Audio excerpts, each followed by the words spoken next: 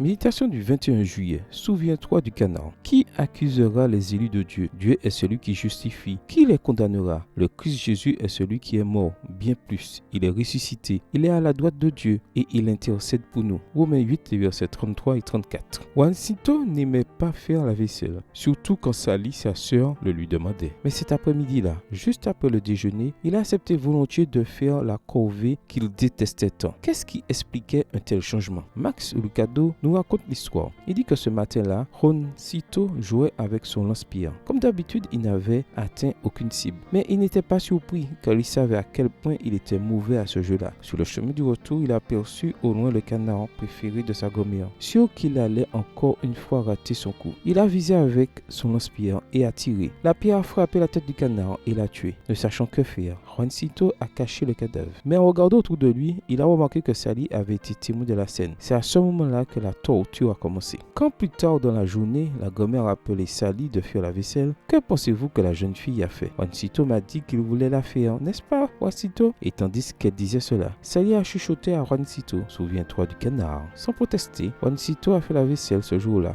Et le lendemain et le jour suivant, chaque fois qu'il voulait mettre fin à la torture, elle chuchotait, souviens-toi du canard. Jusqu'au jour où Juancito a décidé de confesser son péché à sa grand-mère. Il n'aurait jamais imaginé la surprise qu'il attendait. Il savait que dès le premier jour, la grand-mère savait tout, car elle regardait par la fenêtre quand il a accidentellement tué les canards. Et elle était au courant non seulement de l'accident, mais aussi du chantage de Sally. Je me demande, dit-elle affectueusement à Juancito, combien de temps tu allais laisser Sally t'asservir? Dès le premier jour, Juancito avait été pardonné, mais sa conscience le tourmentait tout le temps. Pourquoi? Parce que, comme le dit justement Lucado, il était attentif aux paroles de son accusatrice. Avez-vous fait la même erreur? Lorsque, parce que vous avez péché, Satan veut vous accuser et vous faire croire qu'il n'y a pas d'espoir pour vous. Rappelez-lui notre verset pour aujourd'hui. Personne ne peut vous accuser, encore moins se vous condamner, parce que le Christ est mort pour vous, est ressuscité pour vous et maintenant il intercède pour vous. Que demander de plus? Prière. Jésus, merci parce que ton précieux sang m'a purifié de tout péché et de toute iniquité. Et maintenant que je suis pardonné, qui peut m'accuser? Qui peut me condamner? Bonne journée à vous et que le Seigneur vous bénisse.